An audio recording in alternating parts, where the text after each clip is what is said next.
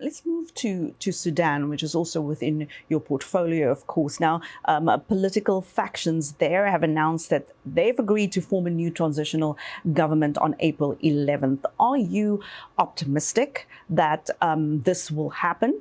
That it will be a genuine effort? And how worried, or are you worried about the current political atmosphere in the country right now? All of the above. I am optimistic. I'm always optimistic on Sudan because I think the Sudanese have something that is hard to have, a continuation of conversations. They never stop talking to each other. I think this is that's an asset. Even if there is a huge conflict, all the different sides continue having conversations about solutions. Now, the solutions are not coming quickly, and I think we've been, hanging in there since October 2021. But I think we're getting closer to the solution. Now, the question is it inclusive enough? And will the transition be strong enough? I believe it can be. I believe if the different parties take a Sudanese angle, if they're looking into the future of Sudan rather on their political powers, individual powers, I think it's absolutely possible.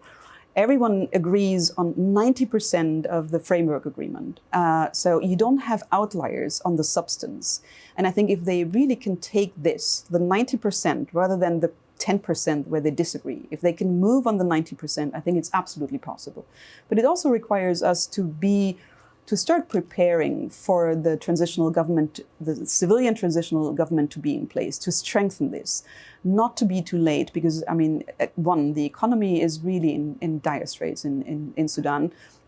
We need to ensure that the population of Sudan will feel the difference if there is a civilian-led transitional government. And I think this is where it's our job right now to really prepare for this. What can we do for this population, for the Sudanese who've been so brave in 2019, to have this revolution, to change, basically? How can we support that? And I think this is the homework we need to do. This is why, we're working very closely with our partners here in the US and others. How can we prepare for this? Am I still cautious about the potential hiccups? Absolutely. We're not out of the woods. Sudan really needs the help of the region. It needs the support of all of us.